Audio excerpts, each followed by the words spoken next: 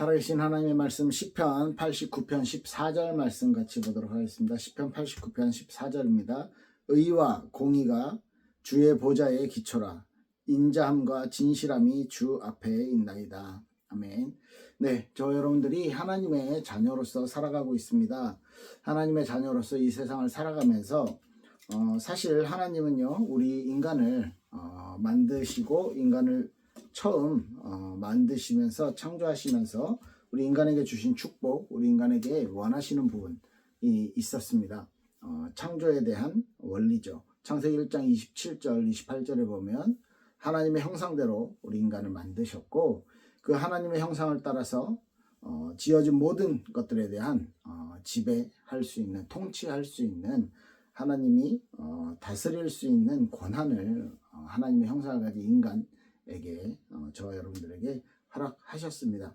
그런데요, 원래 창조 원리 때 처음부터 만들어졌던 그 처음 계획들이 인간의 타락으로 인해, 범죄함으로 인해 그 계획들이요 뒤틀리게 된 거죠.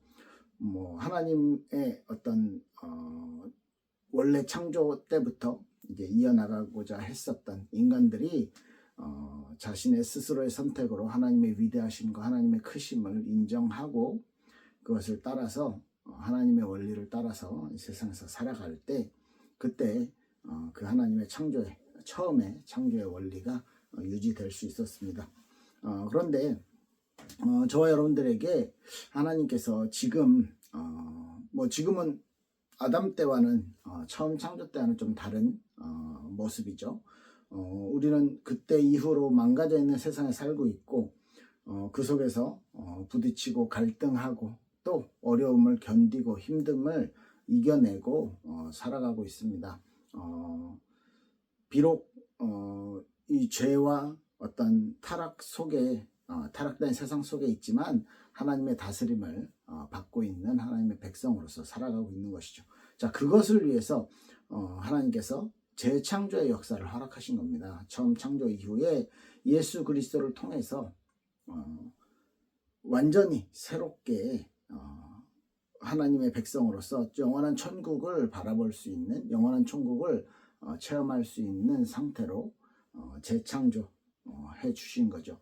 완전 죄 때문에 죽을 수밖에 없는, 완전 죄 때문에 저주받았던 저와 여러분들의 인생을 예수 그리스도를 통해서 완전히 다시 시작하게 하신 것입니다. 원래 창조의 원리대로 다시 돌아갈 수 있도록 우리에게 새로운 축복을, 새로운 은혜를 허락하신 것이죠. 지금 아직 이 복음을 받아들이지 못한 자들에게는 원래 하나님의 창조 원리로 돌아올 수 있도록 전하는 것이 전도라고 계속해서 말씀을 드렸었습니다. 기독교를 여러 번 말씀드렸지만 우리가 어떤 다른 종교와는 또 다른 하나님과의 특별한 관계를 맺는 종교다, 이렇게 말씀을 드렸었는데요. 맞습니다. 하나님은요, 하나님과의 그 영적인 관계를 가지고 있는 자들에게, 가지고 있는 사람들에게 하나님이 이 세상을 통치할 수 있는, 이 세상에서 하나님의 다스림을 전할 수 있는 대언자로, 대리자로서 우리 인간들에게 그런 은혜를 허락하신 것입니다. 저와 여러분들이 예수 그리스도의 은혜로, 구원의 은혜로 재창조되었다라는 것은 그 부분이 이 세상에서 우리들의 아주 작은 외침이지만, 우리들의 아주 작은 발버둥이지만, 우리가 하나님의 다스림을 받고 있는 사람으로서 거기에 걸맞는 삶을 살아가는 부분이 저와 여러분들에게 있어서는 가장 큰 하나님의 뜻을 이루는 방법이 될 것입니다. 사실 선악과를 만들지 않았으면 되지 않았을까요? 이런 이야기들 많이 하시잖아요. 사실 그 선악과는 모든 부분에 하나님의 은혜와 하나님의 어떤 그 허락이 있는, 하나님이 허용해 주신 모든 자유로운 삶에서, 정복자의 삶에서, 하나님의 대리자로서의 정복자의 삶에서 단 하나, 내가 선택할 수 있는 단 하나의 요건이었어요. 이것은 절대로 먹지 말아라, 이것을 먹는 날엔 정령 죽으리라라는 하나님의 아주 강한 명령이 있었음에도 불구하고 아담이 그것을 두고 먹을까 말까를, 먹지 말라라는 명령을 알고 거기에 대한 선택을, 하나님의 명령을 거절할 수 있는 그런 유일한 단 하나의 조건이었죠. 그것 때문에 뭐 타락하게 됐다 이렇게 표현하는 것보단 그것은 하나님으로서는 하나님 자신이 왕 되심에 대한 단 하나의 요건이었어요.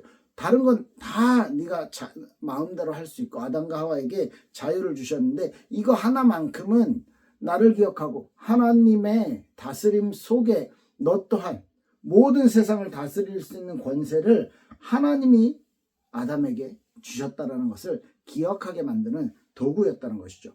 자, 그래서 인간이, 아담이 자의로 스스로의 선택으로, 왜? 하나님의 형상이기 때문에, 인격적인 존재이기 때문에 내가 스스로 그래 하나님의 명령은 이거야 라는 것을 통해서 하나님에게 순종하는 모습을 보여드리는, 그것이 아담에게 원하셨던 하나님의 어떤 행동 양식이었던 것이죠. 그것이 예배라는 것이고, 그것이 하나님을 나의 왕으로, 나의 주인으로 인정하는 그런 피조물로서의 자세라는 것입니다. 그런데 인간이 스스로 주인이 되려는 의도, 그런 시도로 인해 지금 여러분이 아시듯이 지금의 시대가 도래하게 된 것이죠. 아담은 실패하게 된 것입니다. 사실 이 세상에서 저 여러분들도 하나님의 다스림, 하나님의 나라, 하나님의 어떤 원리, 하나님의 창조의 원리대로 살아가려고 했을 때 바보 취급을 받을 수도 있고요. 사실 쉽지 않은 선택입니다. 네. 그런데 세상 원리와 하나님의 원리 사이에 우리가 그 사이에서 갈등하면서 고민하면서 살아가고 있는 것이 저 여러분들의 현실이죠. 사실 세상의 문화는 우리 가운데, 크리스찬들 가운데, 우리 아이들 가운데 너무 많이 침투해 있어요. 아주 간단하게 영화나 드라마, 우리가 가장 쉽게 그리고 가장 많이 접하는 매체들 안에서 섹스, 마약, 폭력 이런 것들이 없으면 스토리가 진행이 잘 안 되는 경우가 많죠. 아주 블록버스터 인기 있는 이런 것들은요, 굉장한 폭력과 이런 것들이 그 요소에 없다면 이렇게 큰 성공을 할 수 없을 정도로 아주 깊이 저와 여러분들의 삶 속에 침투해 있습니다. 사실 우리 가족을 위한다 해서 다른 사람들을 이제 다 이렇게 죽인다든지 해를 가한다든지 이게 굉장히 정당화되어 있는 헐리우드 스토리는 거의 다 그렇잖아요. 이런 것들을 볼 때 우리가 진짜 올바른 판단 기준이 무엇일까? 네, 물론 저도요 그런 영화들 너무 좋아하고 재밌게 많이 보고 있지만, 그럼에도 불구하고 하나님께서 진짜 가지고 계신 진짜 원리는 무엇일까? 라고 했을 때 하나님께서 저와 여러분들이 이 세상을 살아가길 원하시고 있는 그 원리는 역시 공의와 사랑이라고 생각을 합니다. 오늘 본문에서는 정의와 공정 이렇게 얘기했죠.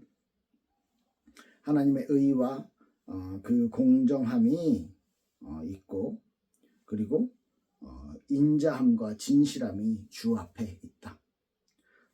하나님의 보좌의 기초는 의와 공의다 이렇게 얘기하고 있습니다. 저와 여러분들이 가장 근본적으로 가져야 될 생각이라고, 사상이라고 생각을 합니다. 그래서 그거에 기초해서 저 여러분들이 하나님의 인자하심, 사랑이죠. 진실하심을 가지고 하나님 앞에 서고 또 세상 앞에 설 수 있을 거라고 생각합니다. 사실 이 두 가지 원리가, 사랑과 공의의 이 두 가지 원리가 가장 최고의 정점으로 이렇게 이 원리가 나타난 것이 여러분들과 제가 구원받은 그 십자가 사건이라고 생각합니다. 왜냐하면 죄를 가진 인간은요 하나도 살아남을 수가 없어요. 이 죄가 있는 인간은 절대로 하나님 앞에서 이 아무리 작은 죄라 할지라도요 죽음으로써 그 죄값을 치러야만 합니다. 그래서 하나님은요 그냥 이번만 용서해 줄게 이게 안 되는 거죠. 그런데 하나님이 우리를 너무너무 사랑하시기 때문에 그 사랑을 인해서 모두를 살리기 위한 방법으로 전혀 죄 없는 존재, 유일하게 하나님 자신이잖아요. 예수님을 보내셔서 저와 여러분들을 구원해 주신 것입니다. 하나님의 다스림은 이 공의와 사랑의 기초에 있습니다. 따라서 저와 여러분들에게 주어진 그 하나님의 사랑과 하나님의 공의, 하나님은요 그냥 한 번만 용서해 줄 게가 되지 않는 그 공의를 가지신 분이기 때문에 저 여러분들을 너무 하지만 너무 사랑하셔서 저 여러분들에게 이 구원의 방법을, 재창조의 원리를 새롭게 적용해야만 했던 거예요. 그래서 저 여러분들을 사랑과 공의로 십자가의 구원을 허락해 주신 것이죠. 그 이유는 저 여러분들을요 아담이 처음 창세기 1장 28절에 가졌던 하나님과 함께 다스릴 자로 부름받았던 그 사명을 계속하게 하기 위해서입니다. 왜? 하나님의 백성으로서 하나님과 함께 다스릴 자로서 이 세상을 살아가길 원하시는 거예요. 그래서 크리스천의 원리는 구원받고 천국 가는 걸로 끝나는 것이 아니고 이 세상에 대한 하나님의 의무, 하나님의 계획들을 가지고 그것을 따라 살아가는 것입니다. 그렇게 됐을 때 저와 여러분들에게 하나님의 어떤 뭐라고 해야 될까요? 하나님의 그 원리를, 하나님의 계획을 이루어가는 그런 모습, 성장한 그리스도인, 온전한 모습으로 장성한 그리스도인의 분량으로 우리가 채워질 수 있다라는 것이죠. 네, 사실 이 부분은 쉽게 이야기하기 어려운 부분이라고 생각해요. 이 세상에서 이 세상에 돌아가는 것들을 조금 아시는 분들은 그죠? 하지만 이런 하나님의 공의와 하나님의 사랑을 진짜 이 세상에서 자기의 어떤 삶의 원리로 붙잡고 있었던 사람들이 실제로 세상에 많은 영향을 주고 있는 분들이 있습니다. 땅콩 박사로 유명한 조지 워싱턴 카버라는 분 혹시 아십니까? 흑인 노예로 태어났었고요. 이분은 노예제도가 합법인 시절에 하지만 이렇게 많은 차별 속에서 이분이 식물학자였는데 땅콩과 고구마에 대한 연구를 통해서 이제 많이 억압받고 있고 가난한 흑인 농부들의 삶을 이렇게 변화시키기 위해서 그들에게 좀 제대로 된 먹을 것, 영양분 있는 것들을 제공하기 위한 그런 노력들, 수많은 특허를 냈지만 이 특허권을 이제 본인 개인을 위해서 사용하지 않고요, 공개하고 그리고 이렇게 이야기해서 하나님이 주신 것을 개인이 독점할 수는 없다, 이렇게 이야기하면서 영광 모든 것들을요 가난한 사람들이 조금 더 나은 삶을 살아갈 수 있도록, 억압받고 압제받는 삶에서 벗어날 수 있도록, 그런 차별이 아주 굉장히 심한 그런 사회에서 하나님의 사랑으로, 하나님의 은혜로 받은 그 사랑을 섬기고 그 사랑을 전하는, 하나님의 인자를 전하는 그런 사람으로 기억이 되고 있습니다. 이렇듯 저 여러분들이 한 가지 분명한 것은 세상의 원리가 더 많고 거기에 따르는 사람들이 더 많고 그 세상의 원리를 더 많이 그게 맞는 것 같은 그런 생각들, 그런 환경들, 그런 느낌들이 많이 있을 거예요. 그렇지만 저 여러분들이 이 세상 위에 모든 창조물의 주인이신 하나님의 주권을 인정하고 그 하나님의 능력과 그 하나님이 허락하시는 모든 이 세상의 원리들을 넘어서는 하나님의 경영 원리인 공의와 사랑을 가지고 이 세상에 우리가 크리스천으로서의 어떤 사명을 감당할 수 있어야 될 거라고 생각을 합니다. 아모스에 보면 오직 정의를 물같이 공의를 강같이 흐르게 하라라고 말씀하셨고요. 이 세상의 원리 속에 우리가 살아가지만 내 현장에 하나님의 백성으로서 하나님의 다스림이 드러나게 하는 부분에 우리가 기도하고 노력하며 살아가야 될 것입니다. 야고보서에 보면요, 아주 좀 무서운 얘기라고 해야 되겠죠. 무서운 이야기가 있어요. 야고보서 4장 17절에 보면 선을 행할 줄 알고도 행하지 아니하면 그건 죄다. 아니, 선이 뭔지 구분할 줄 알아. 우리가 상황 속에서 이게 더 맞는 길이야 라는 것을 알면서도 어쩔 수 없이 환경 때문에, 어쩔 수 없이 욕심 때문에 좀 더 악한 길을 택하는 경우가 있어요. 그런데 그걸 야고보서에서는 그 죄라고 말하고 있습니다. 하나님의 눈이, 하나님의 계획이, 하나님의 마음이 어디 있는지를 우리가 살펴야 되겠죠.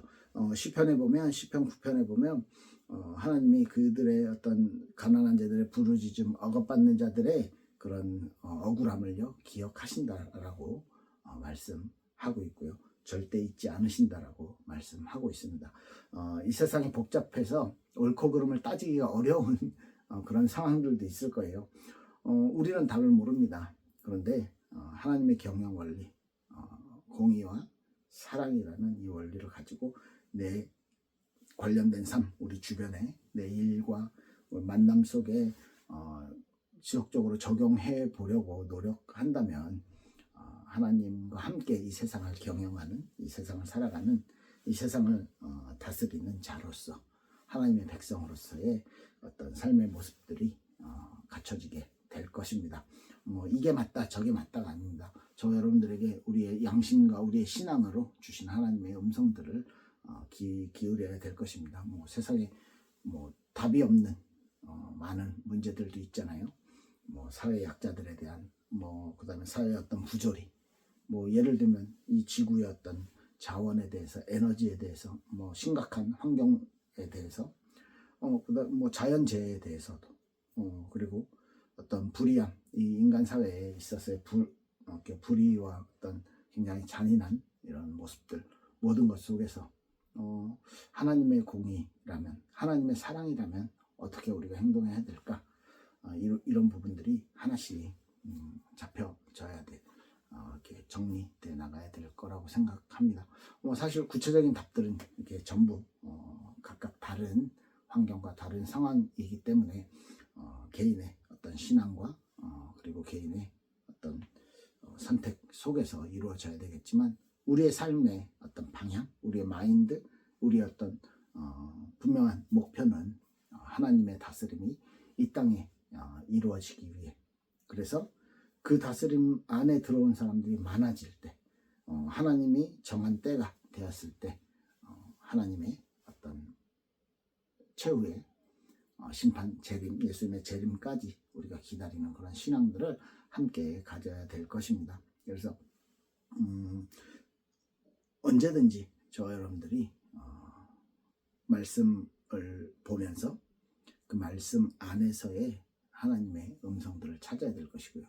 이 성경의 원리들을 우리가 붙잡고 그 성경의 원리들을 따라 살기 위해 노력해야 될 것입니다. 그렇기 때문에 말씀을 가깝게 하시기 바라요.